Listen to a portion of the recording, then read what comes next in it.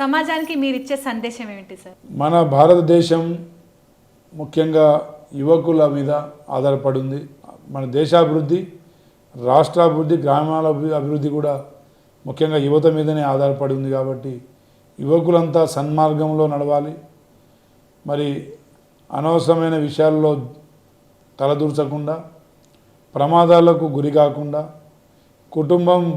కుటుంబంతో మమేకమై కుటుంబాల అభివృద్ధి కోసం, తల్లిదండ్రుల ఆశయ సాధన కోసం నిమగ్నం అవ్వాలని చెప్పేసి కోరుకుంటూనే ప్రతి ఒక్కరూ విధిగా మరి వారి వారి కుటుంబ అభివృద్ధిలో, గ్రామాల అభివృద్ధిలో, ఈ నియోజకవర్గాల అభివృద్ధిలో, దేశాభివృద్ధిలో పాలు పంచుకోవడానికి సిద్ధం కావాలని చెప్పి, అందులో రేవంత్ రెడ్డి గారి మన ఆశయం సాధనలో మరి పాలు పంచుకోవాలని, భవిష్యత్తులో రాహుల్ గాంధీ గారిని ప్రధాని అయ్యేదాకా ప్రతి ఒక్కరూ కాంగ్రెస్ పార్టీకి అండగా నిలబడాలని కోరుకుంటున్నాను.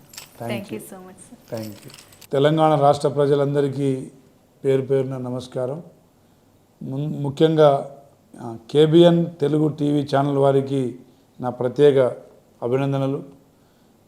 అందరూ ఈ ఛానల్ని సబ్స్క్రైబ్ చేసుకొని, భిక్షు నాయక్ గారు ఒక అట్టడుగు వర్గాల నుండి అంచెలంచెలుగా ఎదుగుతూ మరి కేబిఎన్ టీవీ ఛానల్, తెలుగు ఛానల్ని ప్రారంభించి ఈ రాష్ట్ర ప్రజలకు మరి మాలాంటి సామాజిక కార్యకర్తల్ని పరిచయం చేసే దాంట్లో ముందు భాగంలో నడుస్తున్నారు. కాబట్టి అందరూ ఈ కేబిఎన్ ఛానల్ని సబ్స్క్రైబ్ చేసుకోండి. మరి వారి అభివృద్ధిలో అందరూ పాల్పంచుకోవాలని కోరుకుంటూ ఆశిస్తున్నా. Thank you.